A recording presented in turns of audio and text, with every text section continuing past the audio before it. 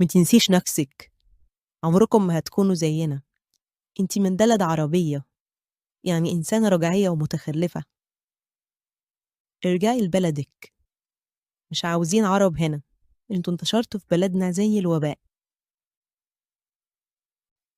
قعدت أعيّط وقُلت له: "حرام عليك، طَب أنت شُفت منّي إيه وِحِش عشان أتعامل في بلدكم المعاملة دي؟ المفروض كل واحد الناس تعامله حسب سلوكه، مش على حسب هو جاي منين." قال لي من غير ما أشوف: "هو أنتم أصلًا هنا تقدروا تعملوا حاجة؟ واتفضّلي بقى اطلعي برّه المكان عشان الناس كلّها مشيت أول ما أنتِ جيتِ." مشيت من عنده وأنا حزينة، وهي دي مشكلتي.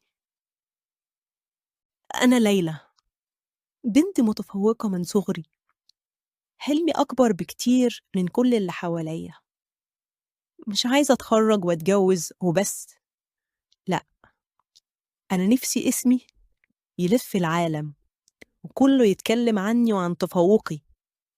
طول عمري وأنا اهتمامي كُلّه بدراستي، ودايمًا باطلع من الأوائل. حبّيت التكنولوجيا الحديثة من صغري، وحبّيت أتعلّمها وأتفوّق فيها، وكان هو ده مجالي. أنا مش بس بنت متفوّقة، لأ، كمان أنا بنت ملتزمة دينيًا، والحمد لله لبست النقاب من أول ما دخلت الجامعة. وطبعًا واجهت تحديات كتير، لإن الالتزام والتفوّق مش بيمشوا مع بعض في كتير من الأحيان، لإن الالتزام بيتقال عليه رجعية، خصوصًا لو حلمي إني أوصل للعالمية والناس تعرفني وأشرّف بلدي.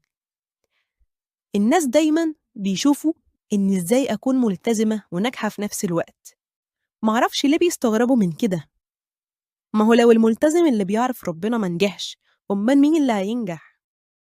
طبعًا أهلي زي باقي الناس، بيشوفوا إن التعليم مش مهم أوي بالنسبة للبنت، على عكس الجواز والبيت والأولاد، بس أنا كنت عاوزة أحقق ذاتي وأحلامي وبعد كده أتجوّز بقى وأنجح في حياتي الأسرية. المهم بعد ما اتخرّجت اهتميت بالبرمجة واتعلّمتها واتفوّقت فيها.